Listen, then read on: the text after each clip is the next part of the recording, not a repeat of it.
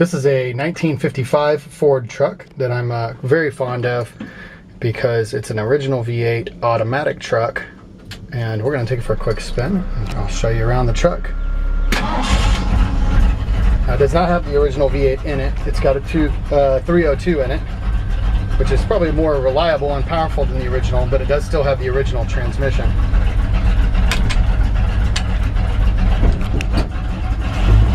What they call the Ford-O-Matic.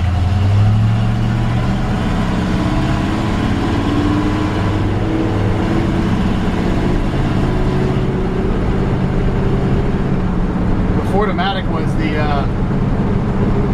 Ford's answer to the GM Hydromatic or the Power Glide. So this is original. This is my finger here, so you can see there's about that much play in the steering as I drive it down the road. I'm driving straight. And actually it steers very easily. Of course, just that a little bit of old truck play in the steering wheel, but that's very normal. Brake stop good.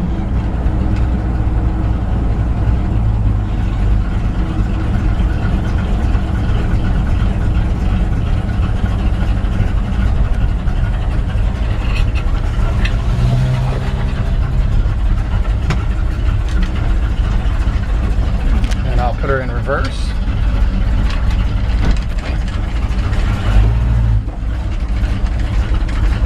This thing has a nasty sounding engine in it. It's awesome.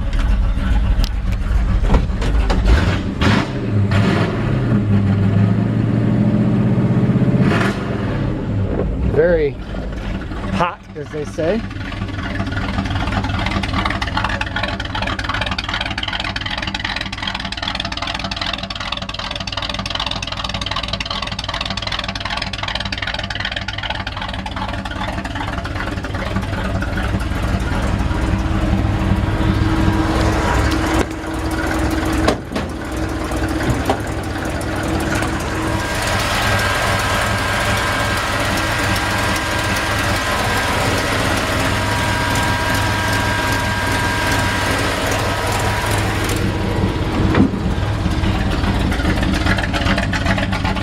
And I'm just really in love with this truck just because to find an original automatic.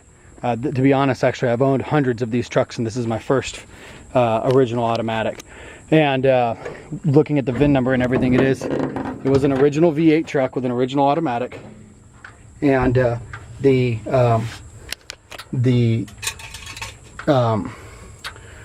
original engine obviously pulled out, probably wasn't running, and somebody decided to use a donor vehicle and put a 302 in it, which is, you know, like I said earlier, a little bit more powerful and probably a little bit more reliable.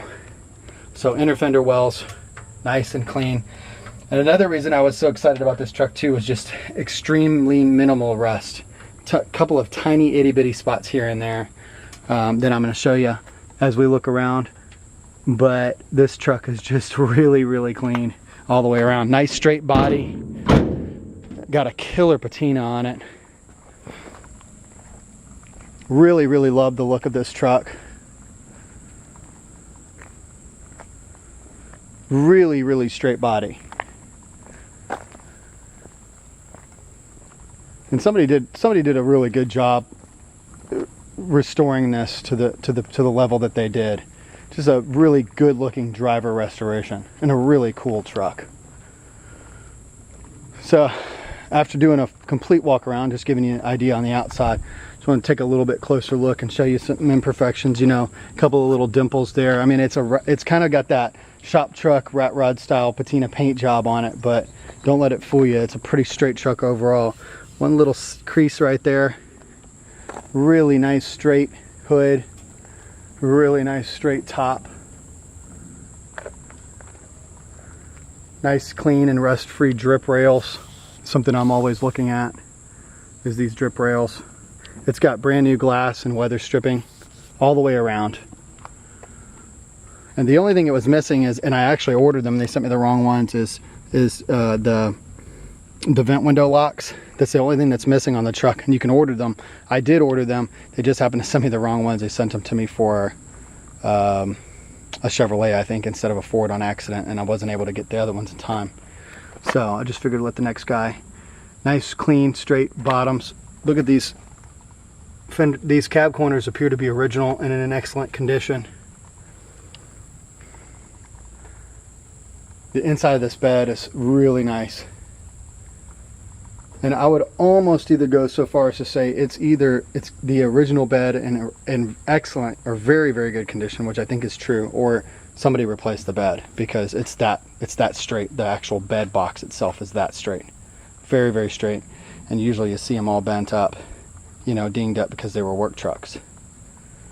Now at some point, maybe the step sides were rusted and the guy pulled them off, built these custom wooden step sides, and they look awesome. I thought about putting the original ones back on, but the guy did such a good job building those. They look really awesome. Add so much character to the truck. And it's only like $200 to put new step sides on and a few bolts, if that's what you want to do. So it's not an expensive thing, but I just wanted to leave those. You see those two dimples at the bottom of the tailgate? Beautiful bed wood.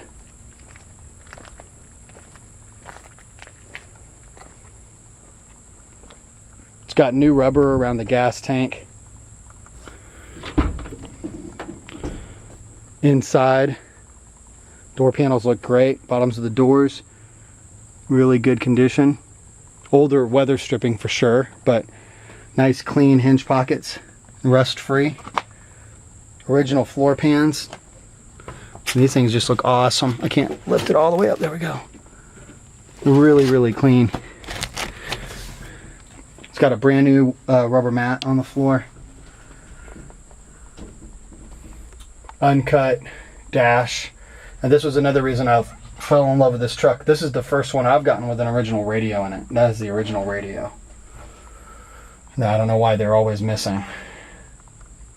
Speedometer does work, as well as the fuel gauge. And then down here you have aftermarket gauges, and these are all functioning. And it's got this old police searchlight on the side somebody put on there. It's kind of cool. It's got the original horn button still, but the horn is not working. And the turn signals do work, as well as the lights. So, oh, I forgot to show the bench too. My dead battery's light's blinking at me, so I'm just going a little bit faster than I normally would, but I just don't want to miss anything. Nice older upholstery job, but still in really good shape. No headliner. Just anxious to get to the underneath of this truck, because this is where I was really impressed. I think that that's probably a newer gas tank. I'm not positive.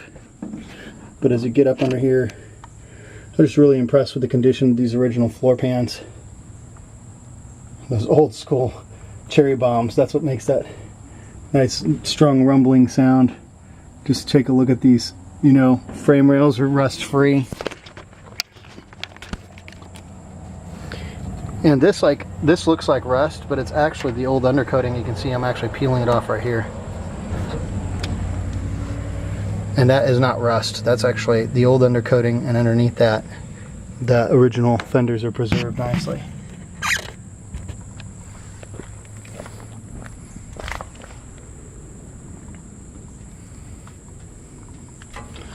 Now the one way to make this truck go a little faster actually is maybe put a Ford 9-inch rear end in it with a little bit taller gear, or shorter gear, however you say it, and like a 3.0.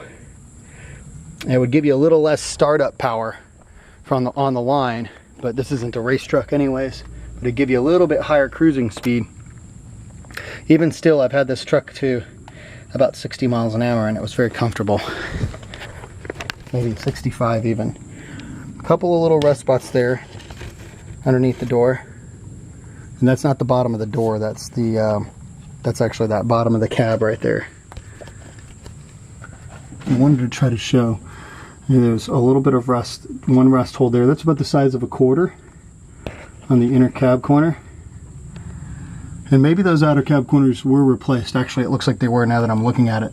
Those are not the original outer cab corners, they were replaced and skinned. Look really good. And I believe that is a new gas tank. Oh man, it's hot out here in Georgia. hot to lay on the ground. Well, there you have it. It's a 1955 Ford F-100, and it's a really great truck. I love driving this thing. A couple of little things you could do to improve it if you wanted to. I might put the original tail lights on the back. The original style tail lights cost about $45–50 for the kit. Gosh, I don't think I'd do anything else with this truck. I mean, the cool thing is that the guy that we got it from really took pride in going through it and making sure that everything was working. The engine runs strong, it doesn't smoke, the transmission shifts flawlessly, the lights work, the turn signals work. Now the police search engine light on the side does not work. And I can't remember, I think that even the windshield wipers work. And I want to just check that real quick and see. Yep, it's got electric wipers. That's awesome. Love this thing. Just really, really ready to, all the way ready to go. This is one of the more complete and one of the cleanest and definitely one of the most rust-free and solid, good driving shop-style trucks that I've had in a long time. This truck is worth probably more than I'm going to end up putting it up for sale. It's a beautiful truck. Somebody's going to really, really have a lot of fun driving this thing.